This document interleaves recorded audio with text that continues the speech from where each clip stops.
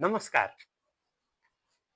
21औं शताब्दीको आजको युगमा हामी चलिरहँदा पनि संसारमा यस्तो कुनै ठाउँ छ जहाँका मानिसहरू अझै पनि ढुङ्गे युगको जीवन जिइरहेका छन्। न बिजुली, न बाटो, न त कुनै आधुनिक मानिससँगको आज हामी एउटा यस्तो स्थानमा लैजाँदैछौँ जहाँ पटक पटक विश्वले त्यहाँका मानिससँग सम्पर्क गर्न खोज्दा पनि असफल भयो। बरु उनीहरू जीवित फर्किन सकेनन्, तर त्यहाँका मानिससँग कहिल्यै सम्पर्क राख्न सकेनन्। जुन आज हामी चर्चा गर्न गइरहेको सेन्टिनेल टापु भारत र म्यानमारको बिचमा पर्छ। सन् 2018मा एकजना अमेरिकी नागरिक जोन एलन चाउ इसाई धर्म प्रचारका लागि भारत सरकारको कडा प्रतिबन्ध र चेतावनीका बीच जबरजस्ती त्यो टापुमा पुग्छन्। दुईजना माझीहरूको सहयोग लिएर उनी टापुमा पुग्छन्। पुगेको केही क्षणमा उनीहरूलाई त्यहाँका स्थानीयहरूले त्यो क्षेत्रमा ढुङ्गाबाट नउत्रिन उनी साङ्केतिक रूपमा पटक पटक चेतावनी दिन्छन्, तर उनी टेर्दैनन्। केही उपहारहरू र एउटा बाइबल बोकेर उनी ढुङ्गाबाट उत्रिन्छन्। केही पर पुगिसकेपछि एउटी महिला, बच्चा र केही महिलाहरू उनी छेउ पुग्छन्। उनीहरूले स्पष्ट सङ्केत दिन्छन् कि त्यहाँ तिम्रा लागि कुनै ठाउँ छैन, तिमी फर्किएर जाऊ भनेर, तर उनी टेर्दैनन् र उनी जबरजस्ती धर्म प्रचारको लागि भनेर जाँदै गर्दा एउटा बच्चाले उनी माथि बाण प्रहार गर्छ। पहिलो पटकको त्यो आक्रमणमा उनी बच्छन्। त्यो बाण बाइबल माथि लाएर उनको छातीमा पर्नबाट जोगिन्छ। फेरि फर्किएर उनी ढुङ्गामा पुग्छन्। ढुङ्गामा पुगेपछि त्यहाँका माझीहरूले अब फेरि बल गरेर त्यहाँ नजानु पटक पटक चेतावनी दिँदा उनी जबरजस्ती जान्छन्, तर दोस्रो पटक उनलाई स्थानीयले हत्या गर्छन् र दुईजना माझीहरूले उनलाई मारेर उनको शव घिसारेर लैजाँदै गरेको देखेको प्रतिक्रिया दिएका छन्। त्यो प्रान्तमा पटक पटक मानिसहरूले सम्पर्क गर्न खोजे।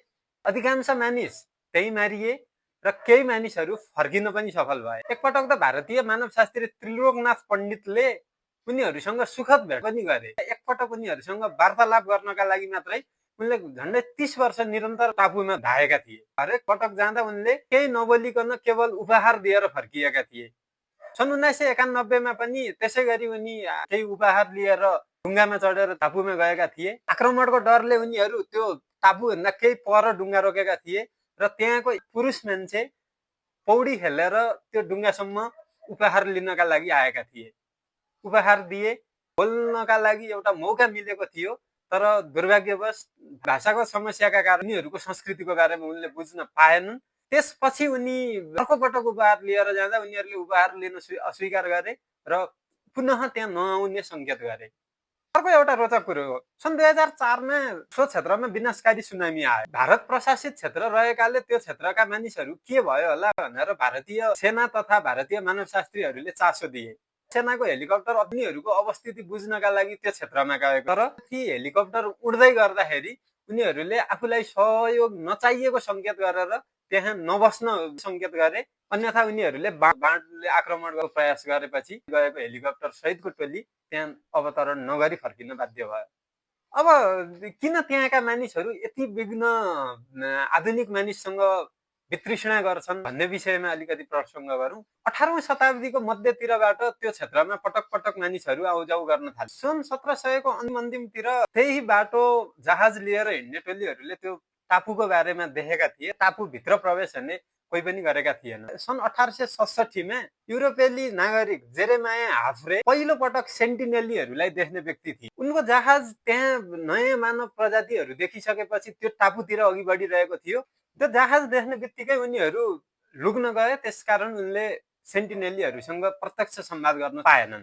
तर दुःखद घटना कति बेला घट्यो भने त्यही वर्ष एउटा व्यापारिक जहाज यकिन लोकेसन थाहा नपाएर भड्किँदै जाँदा त्यो टापुमा पुगेको थियो। 106 जना व्यक्ति बोकेको त्यो जहाज जब त्यो टापुमा त्यो जहाज अड्कियो, त्यहाँका सेन्टिनेलीहरूले सबैमाथि एकाएक आक्रमण सुरु गर्न थाले। सौभाग्यवश त्यसमा रहेका चालक दलका सदस्यहरू केही गरेर बच्न सके। पछि उनीहरूलाई हेलिकप्टरबाट उद्धार गरियो र उनीहरूले पहिलो पटक त्यहाँका व्यक्तिहरू यति खतरनाक छन् भन्ने विषयमा रिपोर्ट गरेका थिए। तर कुरा कहाँबाट बिग्रियो भने भर्खरै भारतमाथि उपनिवेश लागू गरेको ब्रिटिस अधिकारी, उनको नाम मौरिस भिदाल भन्ने ब्रिटिस नागरिकले एकपटक जानी त्यो टापुभित्र प्रवेश गरे। सशस्त्र रूपमा हतियार लिएर गएका उनले सेन्टिनेलीहरूलाई नियन्त्रणमा लिन पनि सफल भए, जसमध्ये केही महिला थिए र केही बालबालिकाहरू पनि थिए।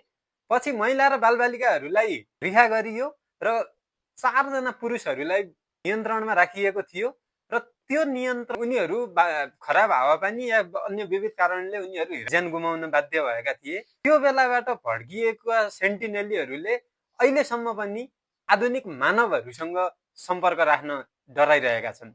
करिब 60 वर्ग किलोमिटर क्षेत्रफलमा फैलिएको यो क्षेत्रमा कति जनसङ्ख्या छ भन्ने विषयमा यकिन छैन, किनभने जनसङ्ख्या जनगणना गर्न गएको टोली समेत असफल भएर फर्किनु परेको थियो र यस क्षेत्रका मानिसहरू के खान्छन् या कस्ता कस्ता वनस्पति छन् भन्ने विषयमा पनि तथ्याङ्क सङ्कलन गर्न सकिएको छैन। पटक पटकको प्रयासमा उनीहरू आधुनिक मानिससँगको सम्पर्कमा रहन अनिच्छा देखाएपछि भारत सरकारले त्यो टापुमा जान्नका लागि पूर्ण प्रतिबन्ध लगाएको छ।